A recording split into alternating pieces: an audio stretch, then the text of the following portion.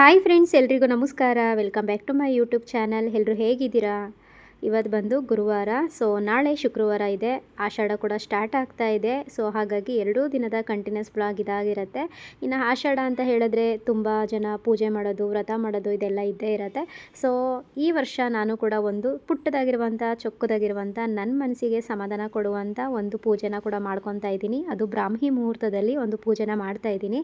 ಅಂದರೆ ನಾಳೆ ಶುಕ್ರವಾರದಿಂದ ಉಪ್ಪಿನ ದೀಪನ ಹಚ್ಚೋಣ ಅಂತ ಹೇಳ್ಬಿಟ್ಟು ಡಿಸೈಡ್ ಮಾಡ್ಕೊಂಡಿದ್ದೀನಿ. ಇವಾಗ ಹೇಗಿದ್ರು ಆಷಾಢ ಅಲ್ವಾ, ತುಂಬಾ ಒಳ್ಳೆ ದಿನ. ಸೊ ಹಾಗಾಗಿ ಇದೇ ವಿಡಿಯೋದಲ್ಲಿ ಅದನ್ನು ಕೂಡ ನಾನು ಯಾವ ರೀತಿ ಪೂಜೆ ಮಾಡ್ಕೊಳ್ತೀನಿ ನನ್ನ ಮನೇಲಿ ಅಂತ ಹೇಳ್ಬಿಟ್ಟು ಶೇರ್ ಮಾಡ್ತಾ ಇದ್ದೀನಿ. ವಿಡಿಯೋನ ಎಲ್ಲೂ ಸ್ಕಿಪ್ ಮಾಡ್ದಂತೆ ಕೊನೆ ತನಕ ನೋಡಿ. ಹಾಗೆ ಹೊಸ್ದಾಗಿ ಯಾರೆಲ್ಲ ಚಾನಲ್ನ ನೋಡ್ತಿದ್ರೋ ದಯವಿಟ್ಟು ಸಬ್ಸ್ಕ್ರೈಬ್ ಮಾಡಿಕೊಂಡೇ ವಿಡಿಯೋ ನೋಡಿ.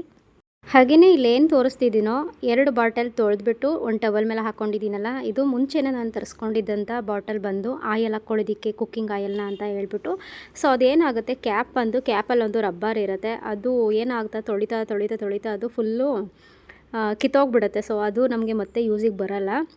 ಹಾಗಾಗಿ ಮತ್ತೆ ನಾವು ಅದನ್ನು ಮೇಲ್ಗಡೆ ಕ್ಯಾಪ್ ಏನಿರುತ್ತೆ ಹೊಸ್ದಾಗೇ ತೊಗೋಬೇಕು, ಇಲ್ಲಾಂದರೆ ಬಾಟ್ಲು ವೇಸ್ಟ್ ಆಗುತ್ತೆ. ಸೊ ನನಗೂ ಕೂಡ ಅದೇ ರೀತಿ ಆಯಿತು. ಹಾಗಾಗಿ ಅದನ್ನು ಸೈಡಲ್ಲಿ ಇಟ್ಟಿದ್ದೀನಿ. ನೋಡೋಣ ಅದನ್ನು ಯಾವಾಗಲಾದರೂ ತರಿಸ್ಕೊಳ್ಳೋಣ ಅಂತ ಹೇಳ್ಬಿಟ್ಟು. ಇನ್ನು ಇವಾಗ ಏನು ತೋರಿಸ್ತಿದ್ದೀನೋ ಇದು 2 in 1 ಆಯಿಲ್ ಬಾಟಲ್. ಇದು ತುಂಬಾ ಚೆನ್ನಾಗಿದೆ ಕ್ವಾಲಿಟಿ ಬಂದು. ಇದು ಬಂದು ಗ್ಲಾಸ್ ಮೆಟೀರಿಯಲು. ಹಾಗೆಯೇ ಇದನ್ನು 2 ರೀತಿಯಲ್ಲಿ ನಾವು ಉಪಯೋಗಿಸ್ಕೋಬೋದು. ಸೊ ಯಾವ ರೀತಿ ಏನು ಅಂತ ಹೇಳ್ಬಿಟ್ಟು ನಾನು ಮುಂದೆ ಹೋಗ್ತಾ ನಿಮಗೆ ತಿಳಿಸ್ಕೊಡ್ತೀನಿ. ಸೊ ಕ್ವಾಲಿಟಿ ಬಂದು ತುಂಬಾ ಚೆನ್ನಾಗಿದೆ ಅಂತಲೇ ಹೇಳ್ಬೋದು. ಪ್ರೈಸ್ ಕೂಡ ತುಂಬ ವರ್ತ್ ಪ್ರೈಸ್ ಅಂತಲೇ ಹೇಳ್ಬೋದು. ಸೊ ಹಾಗಾಗಿ ಇದನ್ನೆಲ್ಲ ವಾಶ್ ಮಾಡಿ ಇಟ್ಕೊಂಡಿದ್ನಲ್ಲ, ಸ್ವಲ್ಪ ಆಯಿಲ್ನೆಲ್ಲ ಫಿಲ್ ಮಾಡಿ ಇಟ್ಬಿಡೋಣ ಅಂತ ಹೇಳ್ಬಿಟ್ಟು ಅಂದ್ಕೊಂಡೆ. ಇದು ಬಂದು ಒಂದು 500 ml ಅಷ್ಟೇ ಆಯಿಲ್ ಇಡಿಸುವಂಥದ್ದು. ಸೊ ಬಟ್ ಓಕೆ, ಪರವಾಗಿಲ್ಲ, ಚೆನ್ನಾಗಿದೆ ಅಂತ ಅಂದ್ಕೊಂಡೆ. ಇನ್ನು ಟಿಫನಿಗೆ ಬಂದು ಸ್ವಲ್ಪ ಚಪಾತಿ ಮತ್ತು ಟೊಮೊಟೊ ಗೊಜ್ಜನ್ನ ಮಾಡೋಣ ಅಂತ ಹೇಳ್ಬಿಟ್ಟು ಅಂದ್ಕೊಂಡಿದ್ದೀನಿ. ಇದು ಬಂದು ನಂದು ನೈಟೇ ಪ್ಲ್ಯಾನ್ ಆಗಿತ್ತು ಆಲ್ರೆಡಿ. ಏನಕ್ಕಂದರೆ ರಿಷು ನೈಟೇ ಕೇಳಿದ್ದ ಚಪಾತಿ ಮತ್ತು ಅದಕ್ಕೆ ಮ್ಯಾಚ್ ಆಗುವಂಥ ಟೊಮೊಟೊ ಗೊಜ್ಜು ಅಂದರೆ ತುಂಬ ಇಷ್ಟ ಅವನಿಗೆ. ಹಾಗಾಗಿ ಅದನ್ನೇ ಮಾಡು ಮಮ್ಮಿ ಅಂತ ಹೇಳ್ಬಿಟ್ಟಿದ್ದ. ಸೊ ಹಾಗಾಗಿ ಅದನ್ನೇ ಮಾಡಿಬಿಡೋಣ ಇವತ್ತು ಅಂತ ಹೇಳ್ಬಿಟ್ಟು ರೆಡಿ ಮಾಡ್ಕೊತಾ ಇದ್ದೀನಿ. ತುಂಬಾ ಇಷ್ಟ ಅವರಿಗಂತೂ ಈ ರೀತಿ ಚಪಾತಿ ಟೊಮೊಟೊ ಗೊಜ್ಜಂತೂ. ಸೊ ಇವಾಗ ಇದನ್ನೆಲ್ಲ ಕಟ್ ಮಾಡ್ಕೊಂಡಿದ್ದೀನಿ. ಈರುಳ್ಳಿ, ಹಸಿಮೆಣಸಿಕಾಯಿ, ಟೊಮೊಟೊ ಎಲ್ಲನೂ ಕೂಡ ಕಟ್ ಮಾಡಿಕೊಂಡು ಇವಾಗ ಒಗ್ಗರಣೆಗೆ ಅಂತ ಹೇಳ್ಬಿಟ್ಟು ಆಯಿಲ್ನ ಹಾಕ್ಕೊತಾ ಇದ್ದೀನಿ. ಫಸ್ಟ್ ಇದನ್ನು ಈ ರೀತಿ ಯೂಸ್ ಮಾಡ್ಬೋದು. ನಾನು ಯಾವ ರೀತಿ ಪ್ರೆಸ್ ಮಾಡಿದೆ ಅಂತ ನೋಡ್ತಿರ್ಬೋದು. ಅದ್ರ ಮೇಲ್ಗಡೆ ಕ್ಯಾಪಲ್ಲಿ ಏನಿರುತ್ತೆ ಅದು ಲಾಕ್ ಇರುತ್ತೆ, ಅದನ್ನು ಪ್ರೆಸ್ ಮಾಡಿದ ತಕ್ಷಣವೇ ಅದು ಆಟೋಮೆಟಿಕ್ಕಾಗಿ ಓಪನ್ ಆಗಿಬಿಡುತ್ತೆ. ಸೊ ಆವಾಗ ನಾವು ಆರಾಮಾಗಿ ಈ ರೀತಿ ಬಾಣಲಿಗೆ, ಪಾತ್ರೆಗಳಿಗೆ ಆಯಿಲ್ನ ಹಾಕ್ಕೊಬೋದು. ಯಾವುದೇ ರೀತಿ ಎಣ್ಣೆ ಸೋರೋದಾಗಲಿ ಅಥವಾ ಚೆಲ್ಲೋದಾಗಲಿ ಆ ಥರ ಎಲ್ಲೂ ಕೂಡ ಆಗಲ್ಲ. ತುಂಬ ಈಸಿಯಾಗಿ ನಾವು ಹಾಕ್ಕೊಬೋದು. ಸೊ ಇದು first method. So next method ನಾನು ಹೋಗ್ತಾ ತಿಳಿಸ್ತೀನಿ. ಇನ್ನು ಒಗ್ಗರಣೆಗೆ ಸ್ವಲ್ಪ ಸಾಸಿವೆ, ಜೀರಿಗೆ, ಕಡಲೆಬೇಳೆ, ಆಮೇಲೆ ಸ್ವಲ್ಪ ಕರಿಬೇವು, ಹಸಿಮೆಣಸಿಕಾಯಿ ಈ ರೀತಿ ಎಲ್ಲನೂ ಹಾಕ್ಕೊಂಡು, ಆಮೇಲೆ ಈರುಳ್ಳಿ, ಟೊಮೊಟೊ ಇದನ್ನೆಲ್ಲ ಹಾಕ್ಕೊಂಡು ಸಿಂಪಲಾಗೇ ಟೊಮೊಟೊ ಗೊಜ್ಜನ್ನ ಮಾಡ್ತೀನಿ. ಸೊ ಇದಕ್ಕೆ ಎಕ್ಸ್ಟ್ರಾ ಅಂತ ಹೇಳಿದ್ರೆ ಸ್ವಲ್ಪ ಬೇಳೆ ಸಾಂಬಾರು ಪುಡಿ ಹಾಕ್ಕೊತೀನಿ ಅಷ್ಟೇ, ಇನ್ನೇನು ಎಕ್ಸ್ಟ್ರಾ ಹಾಕ್ಕೊಳ್ತಾ ಇಲ್ಲ. ಸೊ ಇಷ್ಟಕ್ಕೇ ತುಂಬ ಚೆನ್ನಾಗಾಗುತ್ತೆ ಟೊಮೊಟೊ ಗೊಜ್ಜು ಬಂದು. ಇದನ್ನೆಲ್ಲ ಒಗ್ಗರಣೆಗೆ ಹಾಕ್ಬಿಟ್ಟು ಇನ್ನೊಂದು ಸೈಡು ಸ್ವಲ್ಪ ಬಿಸಿನೀರನ್ನ ಕಾಯಿಸ್ಕೊಂಡು ಚಪಾತಿ ಹಿಟ್ಟೇನಿದೆ ಅದನ್ನು ಕೂಡ ರೆಡಿ ಮಾಡ್ಕೊತಾ ಇದ್ದೀನಿ. ಏನಕ್ಕಂದರೆ ನಮ್ಮದು ಗೊಜ್ಜೇನಿರುತ್ತೆ ಇದು ರೆಡಿ ಆಗಿಬಿಟ್ರೆ ಚಪಾತಿನ ಆರಾಮಾಗೆ ಲಟ್ಟಿಸ್ಕೊಂಡು ತವ ಮೇಲೆ ಹಾಕ್ಕೊಂಬಿಡ್ಬೋದು. ಬಿಸಿನೇ ಅಲ್ಲಲ್ಲೇ ಬಾಕ್ಸ್ಗೂ ಕೂಡ ಪ್ಯಾಕ್ ಮಾಡಿಬಿಟ್ಟು ಮಕ್ಕಳಿಗೂ ಕೂಡ ತಿನ್ಸೋಕ್ಕಾಗುತ್ತೆ ಅಂತ ಹೇಳಿಬಿಟ್ಟು ಬೇಗನೆ ಮಾಡ್ತಾಯಿದ್ದೀನಿ. ಹಾಗಾಗಿ ಈ ಗೊಜ್ಜು ಕೂಡ ಒಂದು ಕಡೆ ರೆಡಿ ಆಗ್ತಿದೆ ಅನ್ನುವಾಗಲೇ ಇನ್ನೊಂದು ಸೈಡು ನಾವು ಚಪಾತಿ ಹಿಟ್ಟನ್ನು ರೆಡಿ ಮಾಡಿ ಇಟ್ಕೊಂಡ್ಬಿಟ್ರೆ ಆಮೇಲೆ ಆರಾಮಾಗಿ ಚಪಾತಿನ ಮಾಡ್ಕೊಬೋದು. ತುಂಬ ಸ್ಮೂತಾಗಿ ಬರುತ್ತೆ. ಒಂದು 1/2 hour ಟೈಮ್ ಇತ್ತು ಅಂತ ಅಂದರೆ ಬಿಟ್ಬಿಟ್ಟು ಕಲಸಿಟ್ಕೊಂಡ್ಬಿಡ್ಬೋದು. ಇಲ್ಲ ನೈಟೇ ಕಲಸಿಟ್ಕೊಂಡ್ರು ಕೂಡ ತುಂಬ ಚೆನ್ನಾಗಿ ಬರುತ್ತೆ ಬೆಳಗ್ಗೆ ಮಾಡ್ಕೊಳ್ಳೋದ್ರಿಂದ ಚಪಾತಿ.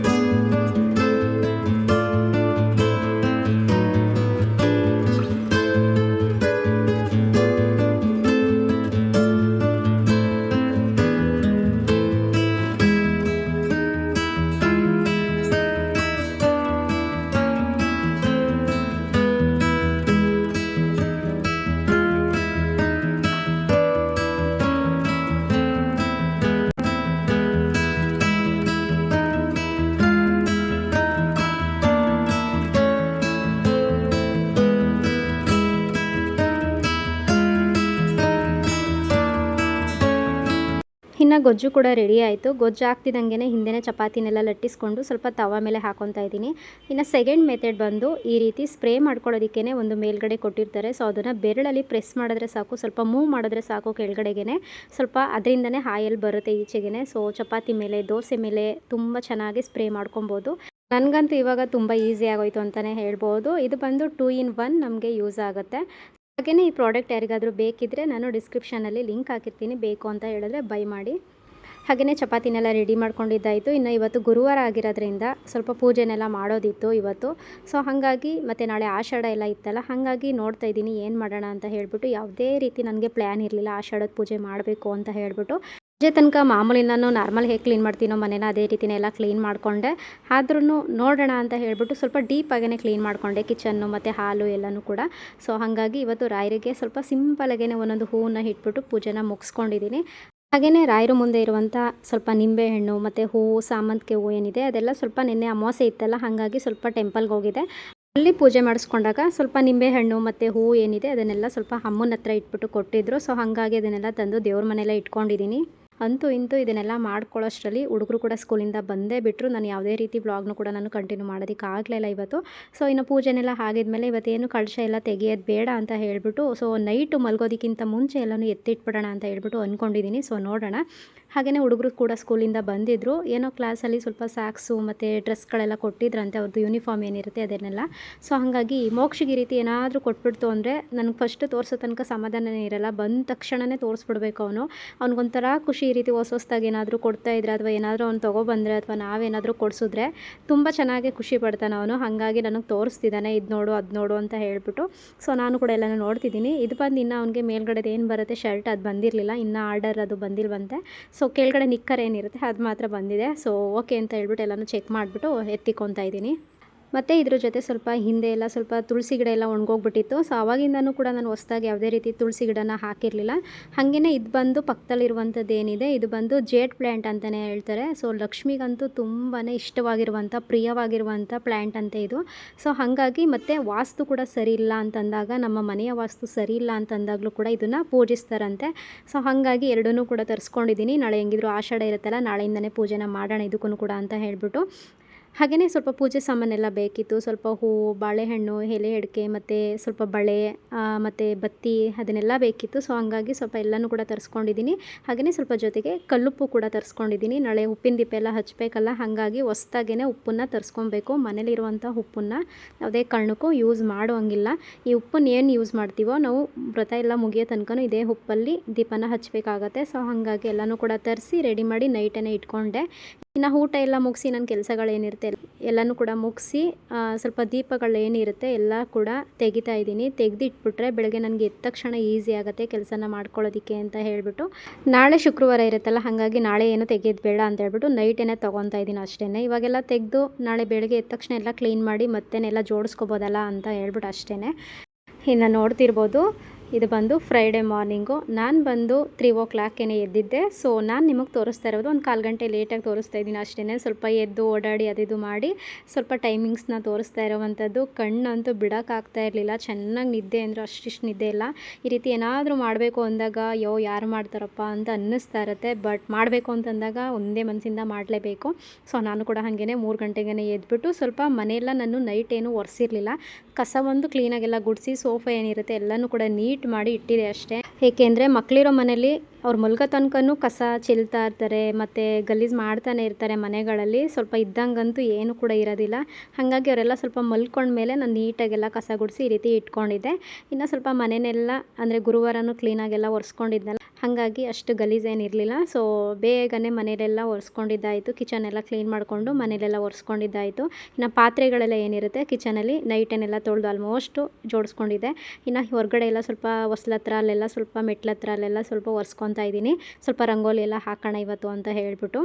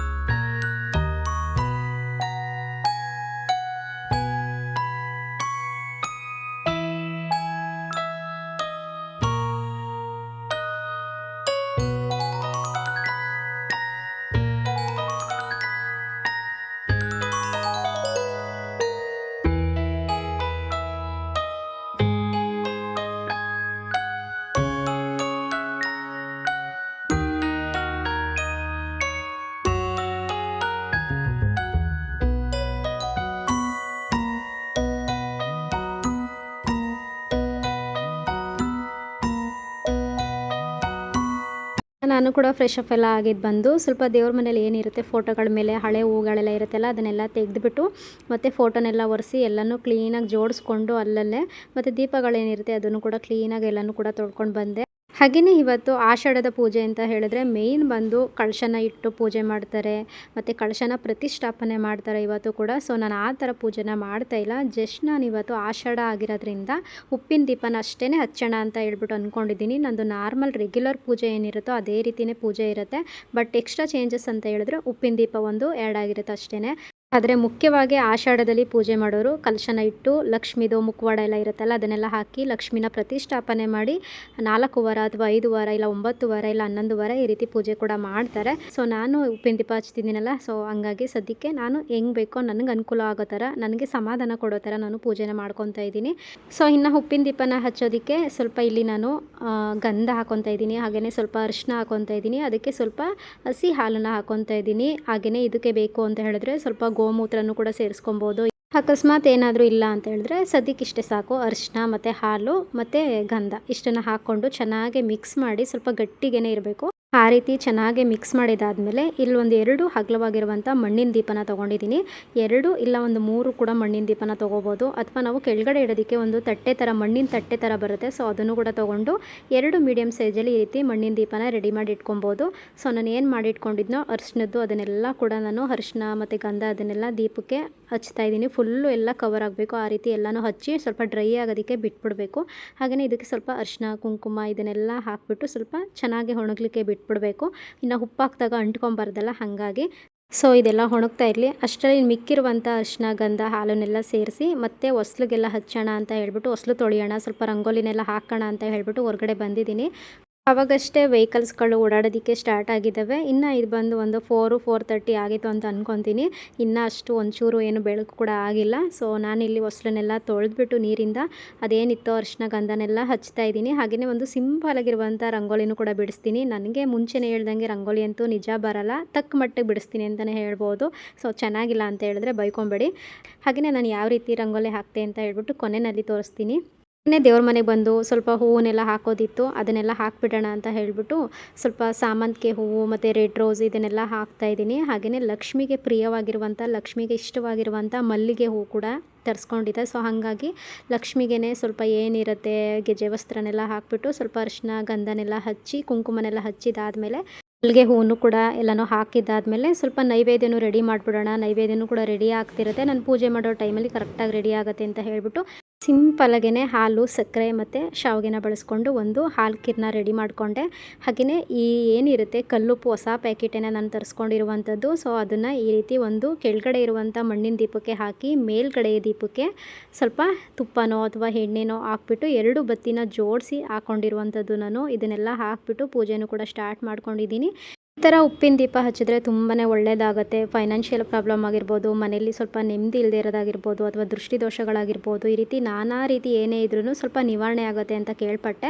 ಹಾಗಾಗಿ ಮಾಡೋಣ ಅಂತ ಹೇಳ್ಬಿಟ್ಟು ತುಂಬ ಆಸೆಯಿಂದ ಮಾಡ್ತಾಯಿದ್ದೀನಿ. ಇದನ್ನು ಬಂದು ನಾನು ಮುಂಚೆ ಒಂದು ಸತಿ ಕೂಡ ಮಾಡಿದ್ದೀನಿ, ಇದು ಬಂದು ನಂದು ಸೆಕೆಂಡ್ ಟೈಮ್ ಅಂತಲೇ ಹೇಳ್ಬೋದು. ಹಾಗೆಯೇ ಇದನ್ನು ನಾನು ಇವತ್ತೇನು ಪೂಜೆನ ಮಾಡ್ಕೊಂಡಿರ್ತೀನೋ ಈ ಶುಕ್ರವಾರ ಉಪ್ಪಿನೆಲ್ಲ ಇಟ್ಟಿರ್ತೀನಲ್ಲ, ಸೊ ಇದನ್ನು ನಾನು ಭಾನುವಾರ ಸ್ವಲ್ಪ ವಿಸರ್ಜನೆ ಮಾಡಿಬಿಡ್ತೀನಿ. ಸ್ವಲ್ಪ ಅದನ್ನೆಲ್ಲ ಕರಗಿಸ್ಬಿಟ್ಟು ಗಿಡಕ್ಕೋ ಅಥವಾ ಸಿಂಕಲ್ಲೋ ನಾನು ಬಿಡ್ತೀನಿ. ಮತ್ತೆ ನೆಕ್ಸ್ಟ್ ವಾರದಲ್ಲಿ ಶುಕ್ರವಾರ ಬರುತ್ತಲ್ಲ, ಇವತ್ತೇನು ಮತ್ತೆ ನಾನು ಪೂಜೆನೆಲ್ಲ ಒಕ್ಕಡೆಯಿಂದ ಮಾಡ್ಕೊಂಡು ಅದೇ ರೀತಿ ಮತ್ತೆ ನಾನು ರಿಪೀಟ್ ಮಾಡಿ ಪೂಜೆನೆಲ್ಲ ಮಾಡ್ಕೊತೀನಿ. ಇದೇ ರೀತಿ ನಾನು ಒಂದು 5 ವಾರ ಪೂಜೆನ ಮಾಡೋಣ ಅಂತ ಹೇಳ್ಬಿಟ್ಟು ಡಿಸೈಡ್ ಮಾಡ್ಕೊಂಡಿದ್ದೀನಿ. ನನಗೆ ಯಾವುದೇ ರೀತಿ ನಾನು ಈ ರೀತಿ ಪೂಜೆ ಮಾಡ್ತೀನಿ ಇವತ್ತು ಅಂತ ಯಾವುದೇ ರೀತಿ ಪ್ಲ್ಯಾನ್ ಇಲ್ಲ. ನಿನ್ನೆ ಅಷ್ಟೇ ಪ್ಲ್ಯಾನ್ ಆಗಿ ತಕ್ಕ ಮಟ್ಟಿಗೆ ನನಗೆ ಏನೆಲ್ಲ ಬೇಕೋ ಏನೆಲ್ಲ ಅನುಕೂಲತೆಗಳಾಗುತ್ತೋ ಅಷ್ಟನ್ನು ತರಿಸ್ಕೊಂಡು ಸದ್ಯಕ್ಕೆ ನನಗೆ ಸಮಾಧಾನ ಕೊಡೋ ರೀತಿ ನಾನು ಮಾಡ್ಕೊಂಡಿದ್ದೀನಿ. ಇತ್ತೀಚೆಗೆ ನನ್ನ ವ್ಲಾಗಲ್ಲಿ ನೋಡಿದರೆ ಗೊತ್ತಾಗುತ್ತೆ. ಸೊ ಒಂದಾದ್ಮೇಲೆ ನಮ್ಮ ಮನೆಗಳಲ್ಲಿ ತುಂಬಾ ಇನ್ಸಿಡೆಂಟ್ ನಡೆದೋಯ್ತು. ಸೊ ಹಾಗಾಗಿ ಮನಸ್ಸಿಗೂ ಕೂಡ ತುಂಬ ನೆಮ್ಮದಿ ಇರಲಿಲ್ಲ, ಏನೋ ಒಂಥರ ಗಲಿಬಿಲಿ. ಹಂಗಾಗಿ ಹಾಗೆಯೇ ಈ ವಿಡಿಯೋದಲ್ಲಿ ತುಂಬಾ ಕ್ಲಿಯರಾಗೂ ಕೂಡ ನಾನು ಹೇಳಿಲ್ಲ, ತುಂಬ ಕ್ಲಿಯರಾಗೂ ಕೂಡ ನಿಮಗೆ ತೋರ್ಸೋಕ್ಕಾಗಲಿಲ್ಲ. ತುಂಬ ಅರ್ಜೆಂಟಲ್ಲೇ ಬೇಗ ಬ್ರಾಹ್ಮಿ ಮುಹೂರ್ತ ಮುಗಿಯೋದ್ರೊಳಗಡೆ ಪೂಜೆ ಮಾಡಿಬಿಡೋಣ ಅಂತ ಹೇಳ್ಬಿಟ್ಟು ಪಟ ಅಂತ ಮಾಡ್ತಾಯಿದ್ದೀನಿ. ಸೊ ಇದ್ರ ಬಗ್ಗೆ ಯಾರಿಗಾದರೂ ತಿಳ್ಕೊಳ್ಳುವಂಥ ಇಂಟ್ರೆಸ್ಟ್ ಇದ್ದರೆ ಅಥವಾ ಇನ್ನೂ ಸ್ವಲ್ಪ ಇನ್ಫಾರ್ಮೇಷನ್ ಬೇಕು ಅಂತ ಹೇಳಿದ್ರೆ, ಇನ್ನೂ ಕ್ಲಿಯರಾಗಿ ಅರ್ಥ ಆಗಬೇಕು ಅಂತ ಹೇಳಿದ್ರೆ ನನಗೆ ಕಮೆಂಟ್ ಸೆಕ್ಷನಲ್ಲಿ ಕಮೆಂಟ್ ಮಾಡಿ. ನಾನು ಮುಂದೆ ಬರುವಂಥ ಇನ್ನೊಂದು ಶುಕ್ರವಾರದಲ್ಲಿ ನಾನು ನಿಮಗೆ ಇನ್ಯಾವ ಥರ ನಾವು ಪೂಜೆನ ಮಾಡ್ಕೊಬೋದು ಅಂತ ಹೇಳಿಬಿಟ್ಟು ಇನ್ನೂ ಕ್ಲಿಯರಾಗಿ ನಾನು ನಿಮಗೆ ವಿಡಿಯೋ ಮಾಡಿ ತೋರಿಸ್ತೀನಿ.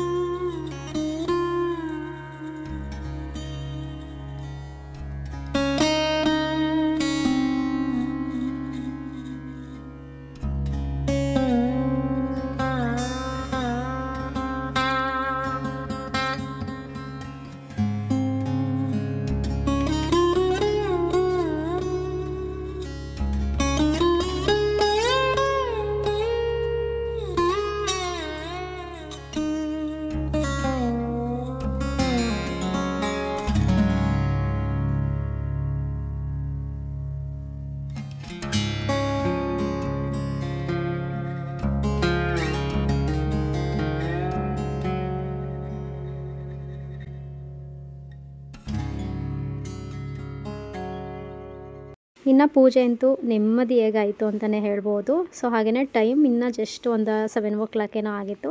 ಹಾಗೆ ಸ್ವಲ್ಪ ಟಿಫನೆಲ್ಲ ಇನ್ನೂ ಸ್ವಲ್ಪ ಲೇಟಾಗಿ ಮಾಡೋಣ ಅಂತ ಹೇಳ್ಬಿಟ್ಟು ಒಂದು ಲೋಟ ಬಿಸಿ ನೀರನ್ನು ಕುಡಿತಾ ಇದ್ದೀನಿ. ಹಾಗೆಯೇ ಹಾಲು ಕೂಡ ಮಕ್ಕಳಿಗೆ ಎದ್ದ ತಕ್ಷಣ ಬೇಕಲ್ಲ ಅಂತ ಹೇಳ್ಬಿಟ್ಟು ಕಾಯೋದಕ್ಕೂ ಕೂಡ ಇಟ್ಬಿಟ್ಟು ಬಂದಿದ್ದೆ. ಸೊ ಹಾಲನ್ನ ಸಪ್ರೇಟಾಗಿ ತೆಗೆದಿಟ್ಬಿಟ್ಟು ಹಾಗೆಯೇ ಸ್ವಲ್ಪ ತಿಂಡಿಗೆ ಅಂತ ಹೇಳಿಬಿಟ್ಟು ಉಪ್ಪಿಟ್ಟನ್ನ ಮಾಡ್ತಾಯಿದ್ದೀನಿ, ವೆಜಿಟೇಬಲ್ ಉಪ್ಪಿಟ್ಟನ್ನ. ಸೊ ನಮ್ಮ ಮನೇಲಿ ಯಾವಾಗಲೂ ಹಿಂಗೇ ಮೋಕ್ಷಿ ನೈಟೇ ಕೇಳಿಬಿಟ್ಟಿದ್ದ, ಹಾಗಾಗಿ ಅದನ್ನೇ ಮಾಡೋಣ ಅಂತ ಹೇಳ್ಬಿಟ್ಟು ರೆಡಿ ಮಾಡ್ತಾಯಿದ್ದೀನಿ. ಈ ಥರ ಇಬ್ಬರು ಮಕ್ಕಳಿದ್ದಾಗ ಏನೇನು ಇಷ್ಟ ಆಗಿರುತ್ತೆ, ದಿನ ಒಬ್ಬೊಬ್ಬರು ನಮಗೆ ಮೆನು ಕೊಡ್ತಾನೆ ಇರ್ತಾರೆ. ನಾವು ಅದನ್ನು ಬೆಳಗ್ಗೆ ಎದ್ದ ತಕ್ಷಣ ಪ್ರಿಪೇರ್ ಮಾಡಲೇಬೇಕು. ಇವತ್ತು ಒಬ್ರಿಗೆ ಇಷ್ಟ ಆಗಿರೋದನ್ನ ಮಾಡಿದ್ರೆ ಮತ್ತು ನಾಳೆ ಇನ್ನೊಬ್ರಿಗೆ ಇಷ್ಟ ಆಗಿರೋದನ್ನ ಮಾಡಲೇಬೇಕು. ಸೊ ನಮ್ಮ ಮನೇಲಿ ರೂಲ್ಸ್ ಇರೋದು ಹಿಂಗೇ. ಸೊ ಹಾಗಾಗಿ ಸಿಂಪಲ್ಲಾಗೆ ಒಂದು ತರಕಾರಿ ಉಪ್ಪಿಟ್ಟನ್ನ ಮಾಡ್ಕೊಂಬಿಡೋಣ, ಬೇಗನೆ ಆಗುತ್ತೆ ಅಂತ ಹೇಳ್ಬಿಟ್ಟು ರೆಡಿ ಮಾಡ್ತಾಯಿದ್ದೀನಿ. ನಾನು ಬಂದು ಸ್ವಲ್ಪ ರವೆ ಉಪ್ಪಿಟ್ಟನ್ನ ಮಾಡ್ತಾಯಿದ್ದೀನಿ. ಸ್ವಲ್ಪ ಬೀನ್ಸು, ಕ್ಯಾರೆಟನ್ನು ಬಳಸ್ಕೊಂಡು, ಹಾಗೆಯೇ ಇದಕ್ಕೆ ಯಾವುದೇ ರೀತಿ ಸ್ವಲ್ಪನೂ ಕೂಡ ನಾನು ಕಾಯಿ ತುರಿನ ಬಳಸ್ತಾ ಇಲ್ಲ. ಇತ್ತೀಚೆಗೆ ಹೇಳಿದ್ದೀನಿ ನಾನು ತುಂಬ ಸತಿ, ಕಾಯಿ ತುರಿ ಹಾಕೋದನ್ನ ತುಂಬಾ ಕಡಿಮೆ ಮಾಡಿಬಿಟ್ಟಿದ್ದೀನಿ. ಸಾಂಬಾರುಗಳಿಗಾಗಿರ್ಬೋದು ಅಥವಾ ಜಾಸ್ತಿ ಮಸಾಲೆ ಐಟಮ್ಸ್ಗಳನ್ನ ರುಬ್ಬಿ ಹಾಕ್ಕೊಂಡು ತಿನ್ನೋದಾಗಿರ್ಬೋದು, ಕಡಿಮೆ ಮಾಡಿಬಿಟ್ಟಿದ್ದೀನಿ. ಸೊ ಸಿಂಪಲಾಗೇ ರವೆ ಉಪ್ಪಿಟ್ಟನ್ನ ಸ್ವಲ್ಪ ಬಿಸಿಲು ತಿನ್ನೋದಕ್ಕೆ ಚೆನ್ನಾಗಿರುತ್ತೆ ಅಂತಲೇ ಹೇಳ್ಬೋದು. ಸೊ ಓಕೆ ಫ್ರೆಂಡ್ಸ್, ಸದ್ಯಕ್ಕೆ ಇವತ್ತಿನ ವ್ಲಾಗ್ ಇದಾಗಿರುತ್ತೆ. ಈ ವಿಡಿಯೋ ಯಾರಿಗಾದರೂ ಇಷ್ಟ ಆದರೆ ಪ್ಲೀಸ್ ಲೈಕ್ ಮಾಡಿ, ಶೇರ್ ಮಾಡಿ, ಕಮೆಂಟ್ ಮಾಡಿ. ಹಾಗೆ ನಿಮ್ಮ ಅನಿಸಿಕೆ ಅಭಿಪ್ರಾಯಗಳೇನಾದರೂ ಇದ್ದರೆ ದಯವಿಟ್ಟು ನನಗೆ ತಿಳಿಸಿ ಅಂತ ಹೇಳ್ತಾ, ಹಾಗೆ ಹೊಸ್ದಾಗಿ ಯಾರೆಲ್ಲ ಚಾನಲ್ನ ನೋಡ್ತಿದ್ದೀರೋ ದಯವಿಟ್ಟು ನನಗೆ ಹೀಗೆ ಸಪೋರ್ಟ್ ಮಾಡ್ತಾಯಿರಿ, ಸಬ್ಸ್ಕ್ರೈಬ್ ಮಾಡ್ಕೊಂಡು ನೋಡಿ.